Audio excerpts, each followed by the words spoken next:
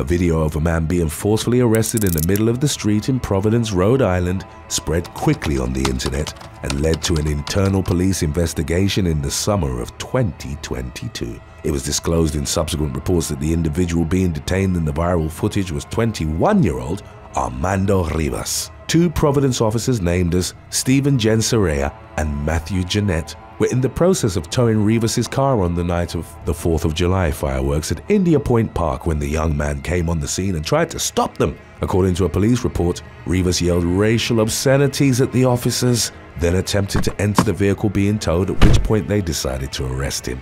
The young man allegedly began to flail, kick and punch at both officers and was then taken to the ground. Officer Gensarea grabbed the back of Rivas's head and smashed it into the pavement to subdue him enough to put him in handcuffs. In the wake of his arrest, Rivas faced charges of disorderly conduct, resisting arrest, obstructing an officer, and simple assault. The video proved controversial because while some expressed their belief that the officers were just trying to detain a particularly combative suspect, others viewed the rough treatment of Rivas as an example of excessive force. The Providence Public Safety Commissioner indicated that the officer's conduct was under review. As of the latest updates, the case was still ongoing. Number 7. Rebecca Warren. A former Michigan state representative made headlines in early 2020 following the emergence of a police body cam video in which she was arrested for driving while super drunk. 49-year-old Rebecca Warren, who began her career as a legislator in the Great Lakes state back in 2006, was seen by other motorists swerving in and out of the painted lines along Interstate 75 the day after Christmas in 2019. When Auburn Hills police caught up with her, they observed her veer into the breakdown lane and strike a guardrail. Warren was pulled over and asked to take a field sobriety test, but stumbled upon exiting her vehicle. She said she was returning home to Ann Arbor after attending an event where she admitted to drinking 2 or 3 glasses of wine. Warren protested as officers subsequently placed her in handcuffs, saying, "You don't understand. I'm elected. I'm a senator. People will be like, the senator got arrested." As she was placed in the back of the patrol car, she continued to plead with the police to release her, indicating the arrest would be career-ending for her. Warren's objections were ignored, and she was taken to a nearby hospital where her blood alcohol level was determined to be nearly triple the legal driving limit. In February of 2020, the lawmaker pleaded guilty to a reduced charge of misdemeanor driving while intoxicated. That May, Warren was sentenced to 1-year probation plus 10 days of community service. She declined to seek re-election when her term expired the following January. Number 6. Brent Smith. A physical altercation broke out at the home 46-year-old Brent Smith shared with his mother in DeLand, Florida. On the evening of April the 9th of 2020, Smith's mother reportedly dialed 911 after her son had struck her several times while shouting obscenities at her and threatening to kill her with a butter knife. The man snatched her phone away and was still holding it when officers arrived a short time later. When the victim told law enforcement about what had transpired, they arrested Smith, who was said to have been intoxicated at the time. As shown in the resulting body cam footage, the suspect began arguing with the deputies while being taken into custody and even threatened to hit one of them in the head with a hammer. He then coughed in the officer's direction multiple times while continuing to issue threats of violence. As he was placed in the back seat of the patrol vehicle, Smith could be heard telling an officer, "I hope you die. I hope you catch corona. I hope it latches onto you." He faced a myriad of criminal charges in the aftermath, including aggravated assault with a deadly weapon, aggravated battery on a person 65 or older, and grand theft, as well as threatening and assaulting a law enforcement officer. He was held without bond at the Volusia County Jail while awaiting the case's next steps. Number 5. Janisha Lewis. On the morning of September the 22nd of 2021, Texas police initiated a traffic stop in the 2000 block of Kirby Drive in Pearland. An officer reportedly observed a motorist traveling at speeds of up to 48 miles per hour in a posted 20-mile-per-hour school zone. After the policeman informed the driver, identified as Janisha Lewis, as to why she'd been pulled over, she fled, but was stopped again a short time later.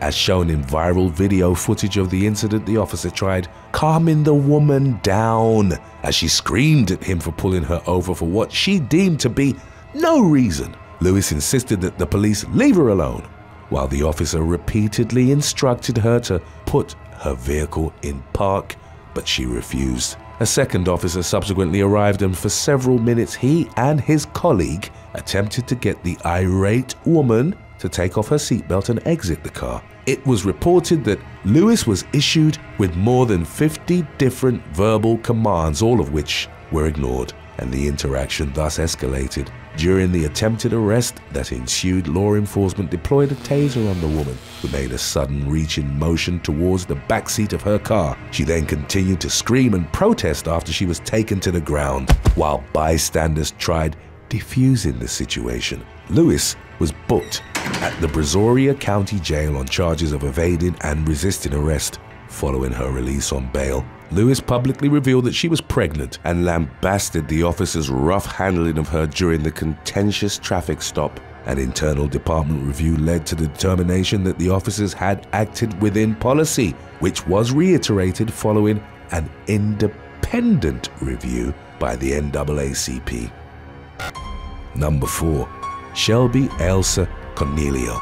Officers from the St. Petersburg Police Department in Florida conducted a traffic stop at 108th Avenue North and 4th Street North in the early hours of May the 17th of 2022. The car that was pulled over was reportedly being operated by 26-year-old Shelby Elsa Cornelia. The latter, it would later emerge, had been a deputy in the Patrol Operations Bureau of the Pinellas County Sheriff's Office since September of 2018. She allegedly showed obvious signs of intoxication when interacting with St. Petersburg police, much of which was captured on body cam footage that subsequently went viral online. Cornelia not only had the smell of alcohol on her breath, but also displayed many of the common indicators of impairment, including slurred speech, bloodshot eyes, and unsteadiness on her feet. Although she tried to come up with various excuses for her erratic driving and drunkenness, and even tried to use her status as a law enforcement official to get away with it, she ultimately agreed to perform field sobriety tests,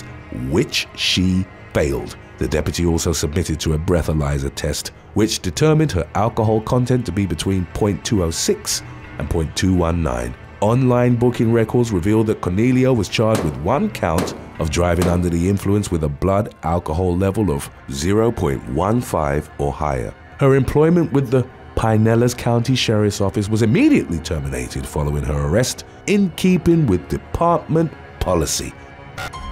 Number 3. Alex Wubbles.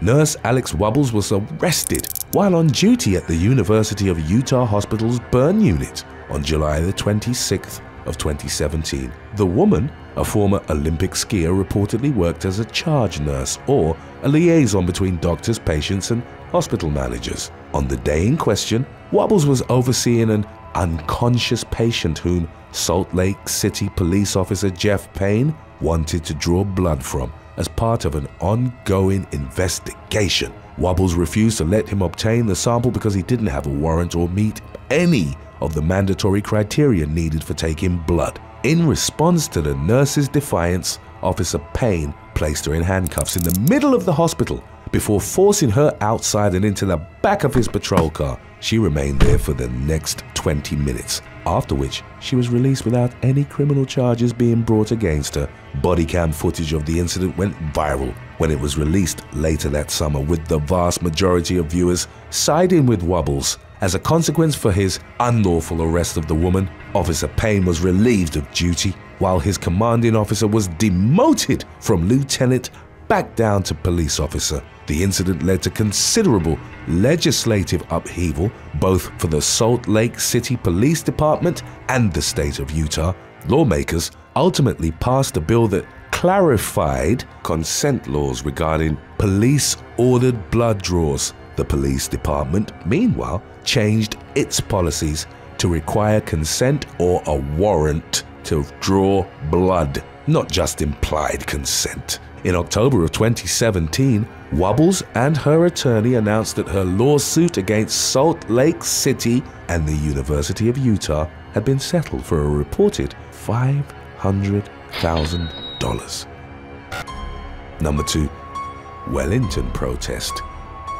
In February of 2022, a so-called Freedom Convoy converged in New Zealand's capital city of Wellington to protest the country's stringent COVID protocols. Subsequent reports revealed that the group, which consisted of thousands, were carried by hundreds of cars, trucks, and motorcycles that consequently blocked the roadway outside Parliament as well as other important locations. Law enforcement formed a barricade between the protesters and government buildings, leading to a number of physical clashes amongst the two sides. One such altercation involved a completely naked woman who tried to breach the front line of police officers by diving straight through it. She was predictably restrained by the officers, who then dragged her away by the hair and detained her. Footage of the nude woman's arrest subsequently went viral. More than 120 arrests were conducted during the rowdy demonstrations, with many of the detainees facing charges of trespassing or obstruction. Before our final listing, be sure to stay tuned afterwards if you'd like. We'll be showing our previous video on when pursuits go wrong. Another one worth watching if you haven't yet. Number 1. Jessica Blick. On December the 14th of 2018, the Cape Coral Police Department in Florida received a 911 call from a woman requesting an ambulance outside a local Family Dollar. Upon arrival in the 500 block of Cape Coral Parkway East, the two responding officers encountered the caller, 37-year-old Jessica Blick, who had a large hunk of concrete in one hand and her cell phone in the other. She declined to give a reason for the phone call or explain why she might be in need of an ambulance. Instead, Blick began walking away from the officers, who tried to get her to drop the piece of concrete.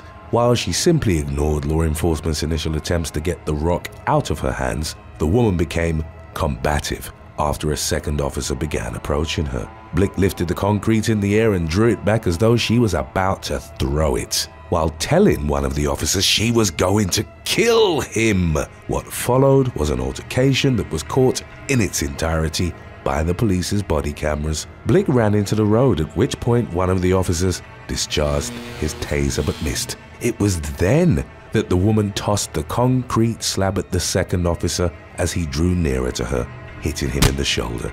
The policeman subsequently tackled Blick into some bushes, and although she continued to resist, she was finally cuffed. While being taken into custody, the woman allegedly kicked one of the officers in the thigh and groin. She was taken to Lee Memorial Hospital in Fort Myers, where she was medically cleared, after which she was booked at the Lee County Jail. As a consequence for her outburst, Blick faced charges of aggravated assault and battery on law enforcement officers, as well as resisting arrest with violence. Number 7. St. John's, February 21st, 2019. In St. Johns County, Florida, as per the local sheriff's office, a man named Mastro Mourinho responded to an advert selling a white 1989 Ford Mustang convertible.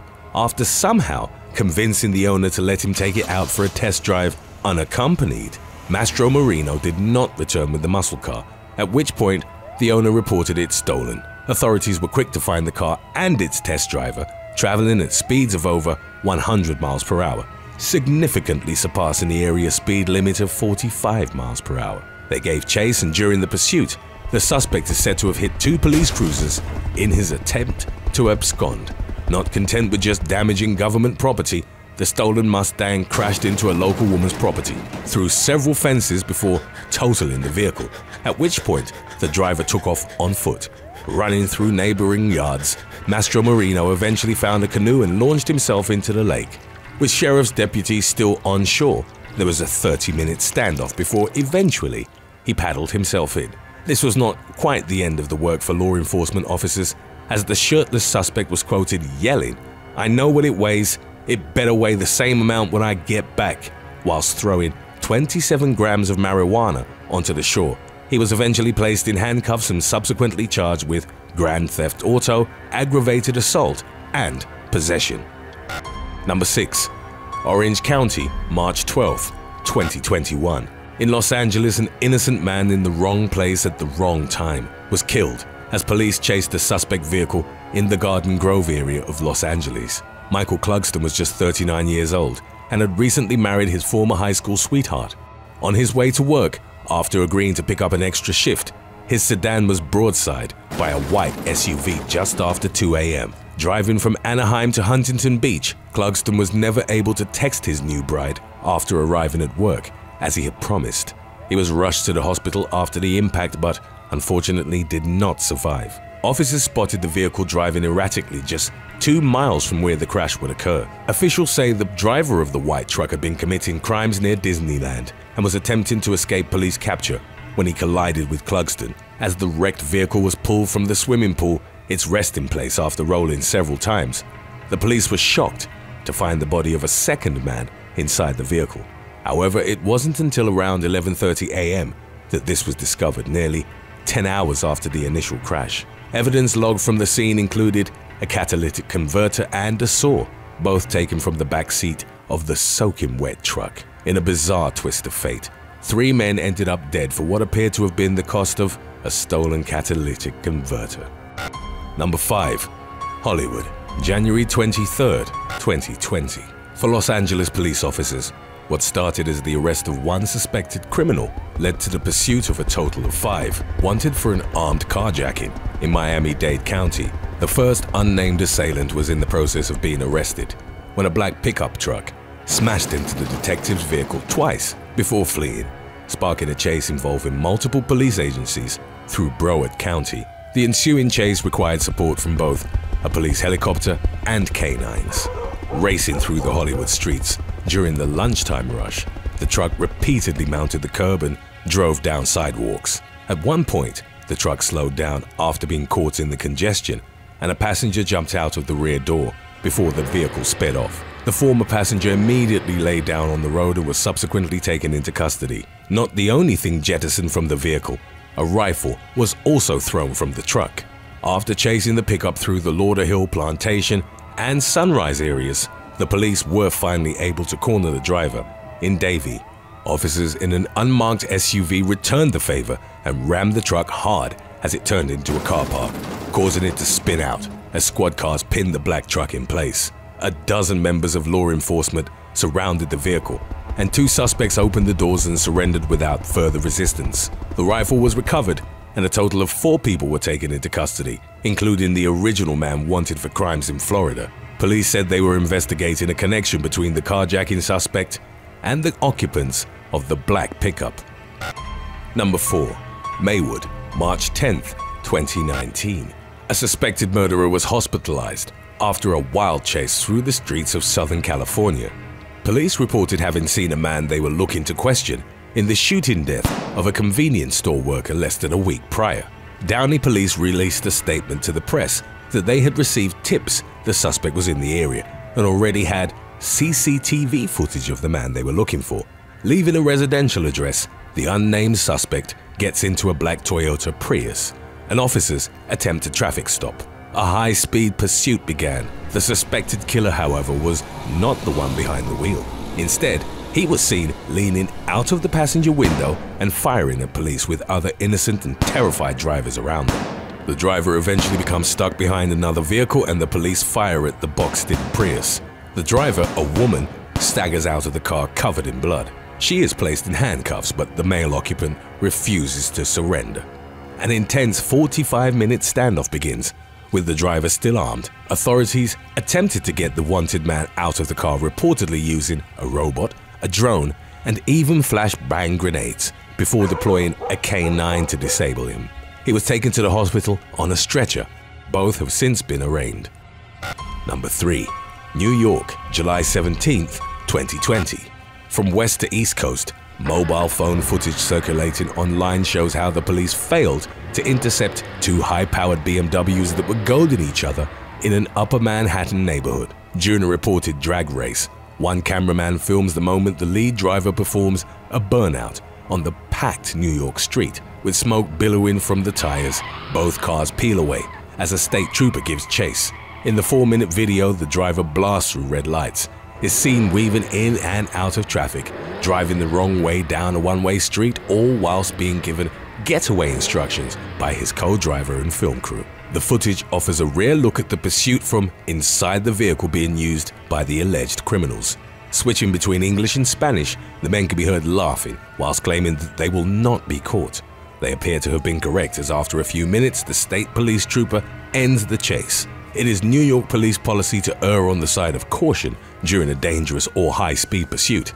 It seemed the two men may have gotten lucky, but as the video is drawing to an end, the driver can be heard exclaiming how he needs to stop as his car is overheating. Today's topic was requested by Tony the Great and Brooklyn Prince. If you have any other topics you'd like to learn about, subscribe and let us know in the comments section below. Number 2. Hampshire, August the 5th, 2020. Alex Sartain had just murdered his neighbor, James Nash, a 42-year-old children's author. Sartain, 34, had become paranoid that Nash was part of a Russian plot to spread COVID and believed he was being tracked by the CIA and MI6. So to ensure he would really be tracked by the police, Sartain built a homemade shotgun, which he used to shoot at the author before stamping on his victim's head. James Nash deflected the initial shot but couldn't escape the head bashing, which is what ultimately killed him. Court documents revealed that Sartain had intentionally driven his motorcycle at an officer who was responding to the shooting. This is how the pursuit along the A343 in rural England began, and by the time it was over, the motorcycle had been clocked at speeds of over 160 miles per hour, with the police helicopters just managing to keep up. Unarmed police officers on the ground were told to seek cover. They were shocked as Sartain took the time to wave to them, sometimes with both hands. He eventually lost control of his motorcycle, just 11 miles from the start of the chase. After clipping an oncoming car, he was sent flying at 145 miles per hour into a tree. Sartain was killed instantly on impact. Number 1. Long Beach, May the 7th, 2019. Javier Olivares, 43, was fleeing from police after being spotted driving a Nissan van that had been reported stolen just 2 days earlier. Olivares was a recent parolee and a known gang member. The Los Angeles District Attorney's Office said he refused to pull over when police tried to complete a traffic stop. The chase was on, but it would last for only a little over a mile before tragedy struck. Local woman, 41-year-old Jessica Bingaman, was returning from a neighborhood park with her dog Scout and 5 other canines that she'd been walking as part of her successful dog care business. Bingaman had pulled up to a stop sign in the busy residential area when Olivares slammed into her van, crushing it on impact and ricocheting the stolen truck he was driving into 3 more parked vehicles. Bingaman, Scout, and 3 other dogs were pronounced dead at the scene. The remaining 2 pups were taken to an emergency veterinary clinic, where one died and the other was saved. Jessica Bingaman left behind a 10-year-old daughter, while Olivares, a career criminal, only sustained minor injuries despite being the sole cause of the carnage. He was taken into custody at the scene and now faces 9 felony charges, including 1 count of vehicular manslaughter with gross negligence. If convicted of all charges, Javier Olivares faces 38 years in prison. Members of the local community poured out and held a candlelit vigil to show support in honor of both the mother and her only child. Thanks for watching. Would you rather find out that there was an active warrant for your arrest or that an alien invasion was imminent? Let us know in the comments section below.